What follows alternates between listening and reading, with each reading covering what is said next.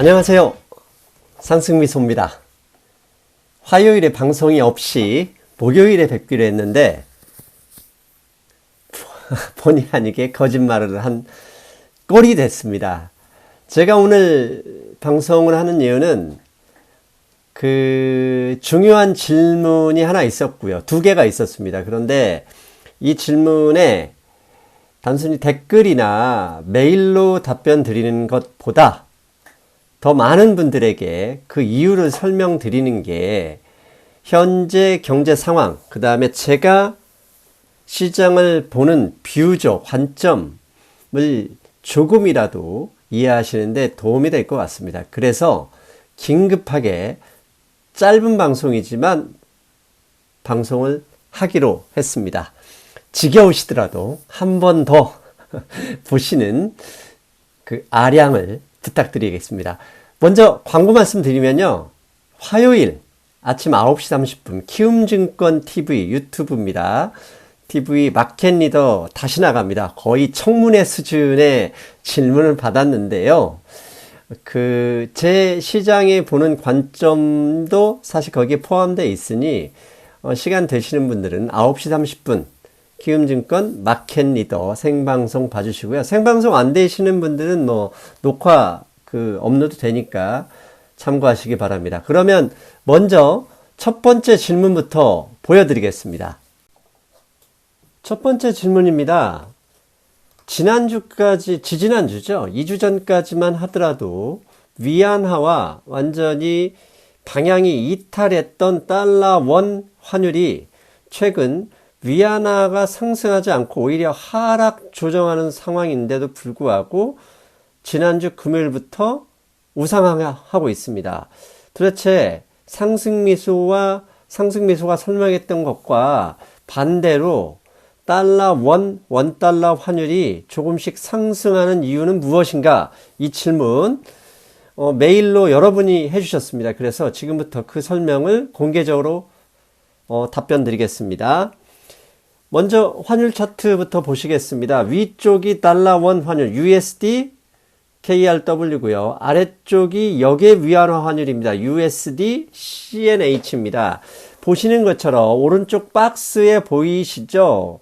위안화 환율이 금요일날 하락했음에도 불구하고 달러 원 환율은 1186원으로 올랐습니다. 2주 전만 하더라도 거꾸로 됐었죠. 그런데 지난주 금요일부터는 반대로 움직이는 이유, 도대체 상승미소가 예상했던 것처럼 1150원, 60원 밑으로 떨어지지 않고 오히려 1186원, 90원 가까이 올라갈 분위기가 나오는데 그 이유는 무엇인가? 지금부터 살펴보겠습니다. 먼저 지난 주말 필라델피아 반도체 지수가 2.6% 급락했습니다. 필라델피아 반도체 지수, 우리나라 중국 수출의 가장 큰 포션을 차지하는 것 중에 하나가 반도체죠. 반도체. 그렇다면 왜 필라델피아 반도체 지수가 지난 금요일 이렇게 많이 하락했느냐? 브로드컴 때문입니다. 브로드컴, 반도체 칩 제조 업체죠. 브로드컴이 금요일 날 하루 동안 5.57% 급락했습니다.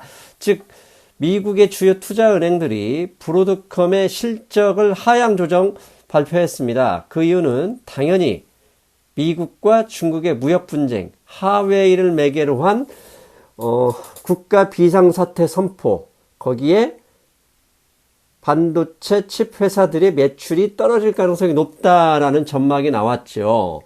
즉 브로드컴의 실적 하향은 반도체 관련 업체들의 매출 하향에도 당연히 영향을 미치고 그 범주 안에 있는 거죠. 그렇다면 한국의 작년도 무역흑자의 거의 대부분을 중국의 반도체 수출해서 나왔다는 사실 여러분도 알고 있습니다. 즉 브로드컴의 실적 하향에서처럼 당연히 삼성전자와 하이닉스의 반도체 매출 하락, 당연히 한국의 무역수지 흑자 감소에 대한 우려가 시장에 있는 것 같고요. 두 번째 원인을 찾는다 그러면 금리 인하 가능성이 높아지고 있습니다. 지난 금융시장 브리핑에서 잠깐 설명드렸죠. 보시는 그림은 한국의 10년 만기 국채 금리입니다. 지난 금요일 기준으로 1.587%, 현재 금리 수준은 지난 2016년 6월 사상 최저 금리 수준에 거의 근접해 있고 오히려 그 방향으로 다가서는 중이다 라고 말씀드릴 수 있습니다. 그런데요, 지난 주말에 이런 기사가 나왔습니다. 어떤 기사냐? 금리 인하 한 번으로 되겠나? 즉 현재 금리 수준만 보면 한 번이 아니라 두 번 정도 더 내려야 될 것 같은데, 즉 이런 상황이라면 올해 안에 한 번이 아니라 두 번 한국은행이 금리 인하를 실행하지 않겠느냐라는 우려감이 나왔어요. 그게 무슨 얘기냐? 지금 아래쪽 그림에 보시면 국고 3년 만기 금리입니다. 그런데 현재 중간에 1.75가 현재 기준금리잖아요. 이 기준금리 수준보다 높았던 3년 만기 국고채 금리가 현재 무려 기준금리 1.46% 수준으로 떨어져 있다는 얘기입니다. 통상 기준금리보다 3년 만기 국고채 금리가 0.5% 정도 높았다는 것을 고려하면 현재 채권금리 수준은 기준금리를 적어도 두 번 정도 내려야 될 상황이다. 이런 기사가 나오면서 이 FX, 즉 환율시장에서는 한국의 경제성장률을 감안하고 최근의 반도체, 미중 무역 분쟁을 감안하면 올해 안에 한 번이 아니라 두 번 정도 금리 인하가 나올 수도 있겠다는 우려감이 퍼져버렸던 거죠.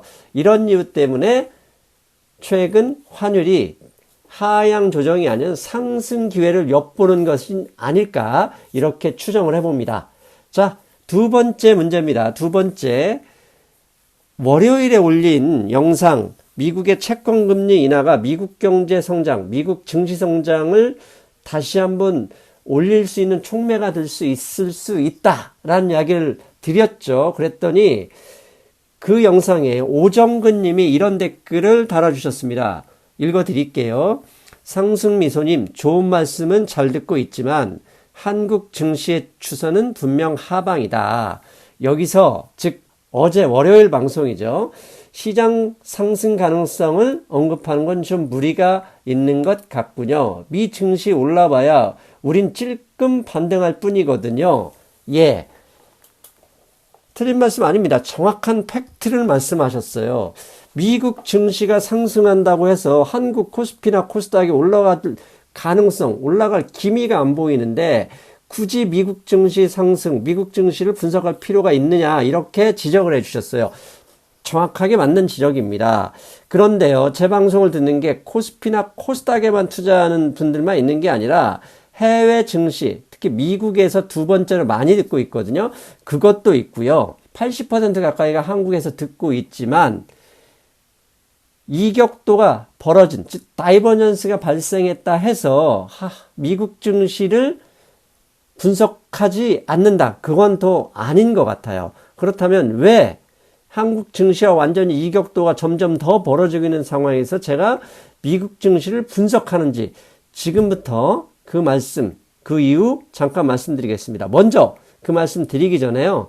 오정근 님이 말씀하신 대로 S&P 500 지수와 한국의 코스피 지수를 비교해 봤습니다.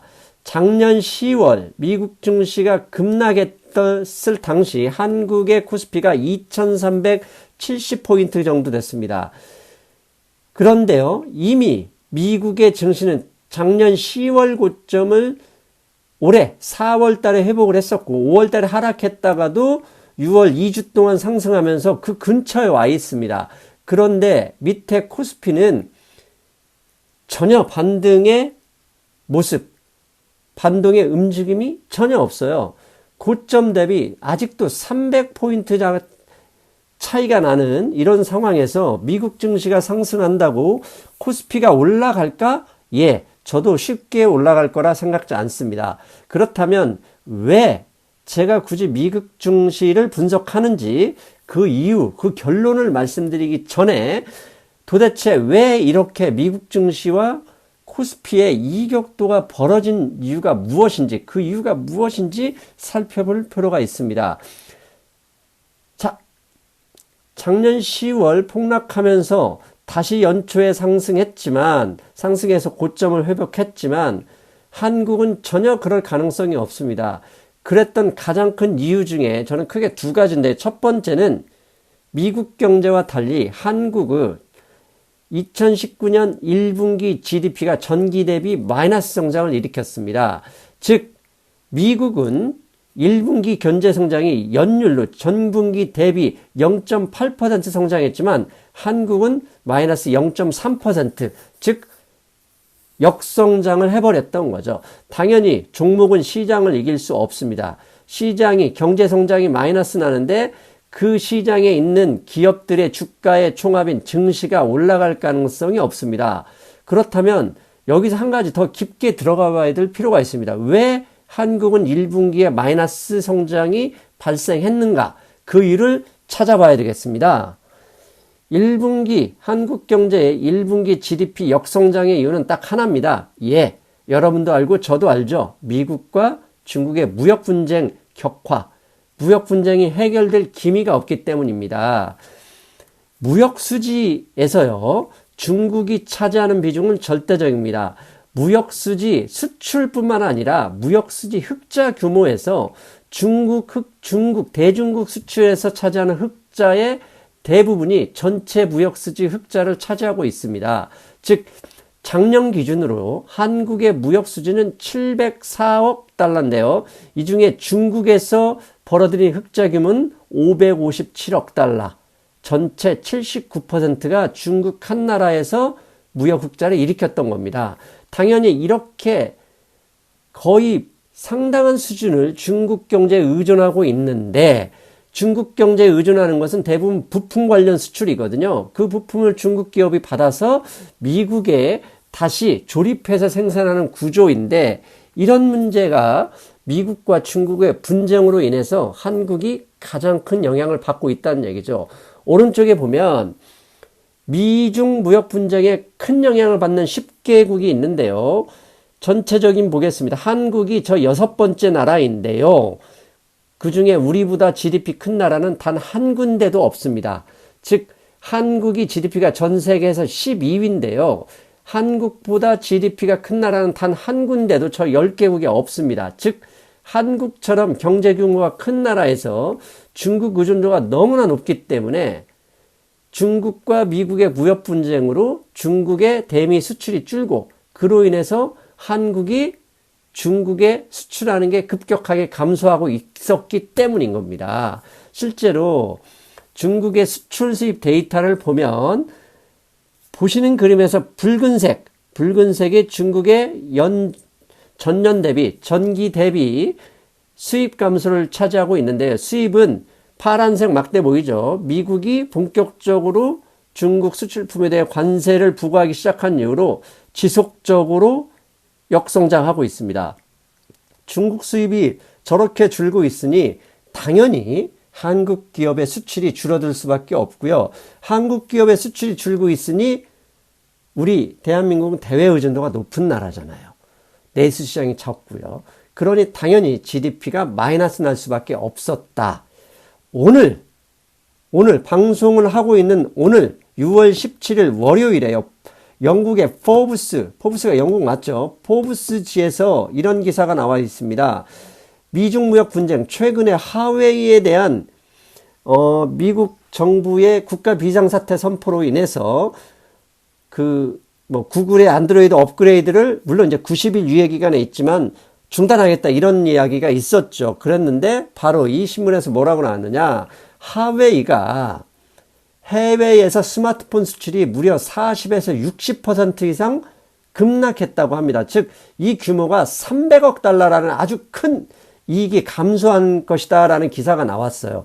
사실 하웨이 이 휴대전화 매출이 떨어지면 당연히 안드로이드 폰의 반대쪽 업체인 삼성전자가 웃을 수밖에 없지만 그건 휴대전화 매출이고요. 우리가 웃을 수만은, 기뻐할 수만은 없는 상황이 돼버렸어요. 왜?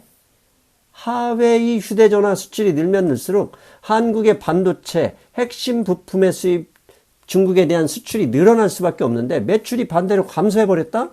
한국산 반도체나 부품의 수출이 감소로 이어질 수밖에 없는 구조가 돼버린 거거든요. 그러기 때문에 한국의 1분기 GDP가 전기 대비 마이너스 성장을 했고 그로 인해서 미국은 플러스 상당한 수준의 플러스 성장했고 한국은 마이너스 했기 때문에 그만큼 증시가 차이가 벌어진 거죠. 그리고 이것만 있는 게 아니죠. 이것과 함께 한국 증시에 영향을 주는 핵심 환경 두 가지가 그 중에 하나가 뭡니까? 예, 글로벌 경기 침체. 글로벌 경기 침체의 핵심은 미국 경기죠. 즉 미중 무역 분쟁의 확대, 해결 가능성이 안 보이는 상황에서 미국의 경기 침체 가능성까지 높아져 버리면 한국 증시는 현재 수준에서 아니라 더 밑으로 떨어질 가능성이 있다는 얘기입니다.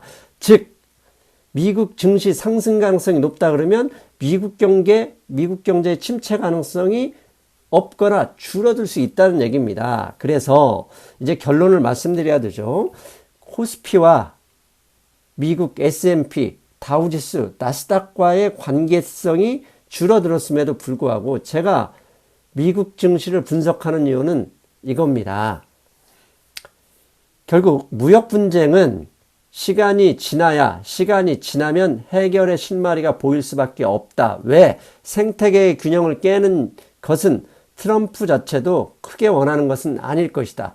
패권 전쟁을 인정하지만 그 패권 전쟁은 물밑에서 천천히 움직일 수밖에 없고 결국 트럼프 대통령의 재선이 가까워질수록 무역 분쟁은 해결의 가능성이 있다. 이런 상황에서 만약 아직까지 시간이 필요한 무역 분쟁 해결 국면에서 미국 경제 리세션이 나와버리면 한국 주가 폭락을 피할 수가 없을 수 있습니다. 포할 수가 없는 거죠. 즉 미국 경제 리세션이 나올 가능성 여부가 상당히 중요하다. 그러므로 즉 저는 미국 증시를 살펴보는 이유는 무역 분쟁에 더해 미국 증시 하락 가능성이 있느냐 없느냐를 봐야 되기 때문이에요.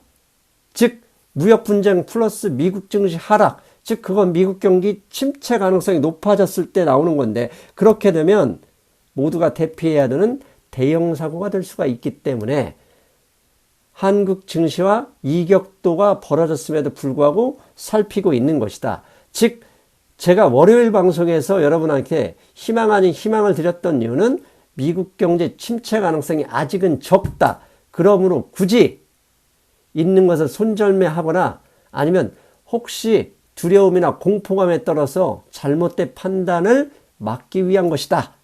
이렇게 말씀드릴 수 있겠습니다. 자, 오늘은 짧은 방송입니다. 짧게 하려고 했는데 길었는데요. 여러분들이 주셨던 중요한 질문 두 가지를 방송으로 직접 말씀드렸습니다. 저는 목요일 날 뵙겠습니다. 여러분 안녕.